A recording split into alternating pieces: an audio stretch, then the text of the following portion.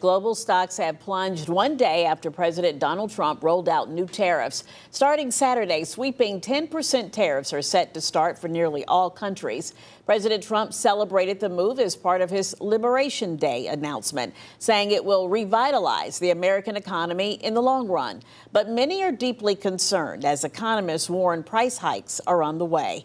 Emily Harrison is in the studio to break down just one of the ways you could see your bills increase. And Emily, you have a closer look at those prices at the grocery store. It's going to be at top of mind for so many people as it's one of the most impacted day-to-day purchases for all Americans. We're going to be talking about groceries. Depending on what country is supplying the food, these prices can wildly fluctuate. So for simplicity's sake, I'm just going to focus on foods and beverages coming from Europe, as President Trump announced a 20% tariff on all imports from the European Union. This includes items such as olive oil, cheese, chocolate, and of course, beer and wine. So how much could these tariffs cost you at the checkout line? Well, if you're going to be buying a $60 bottle of champagne, which is going to be roughly the price for an average champagne bottle at the grocery store, it could rise to about $72 per bottle. This could happen if the supplier chose to pass on the entire price of the tariff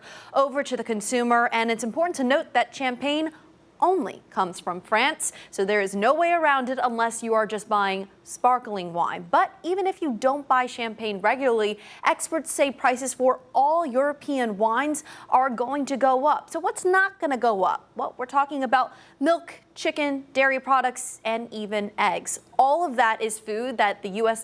delivers domestically. And while prices could go up, especially like we've seen in eggs recently, those items should not be specifically targeted because of the recently announced tariffs. So where does that leave us? Experts say Americans shouldn't feel these impacts immediately, but they will. Grocery stores have an inventory of these items, and once that is gone, they will be purchasing European goods at these higher prices. And that price is expected to trickle down to consumers who may ultimately foot the bill. I'm Emily Harrison, 13 News Now.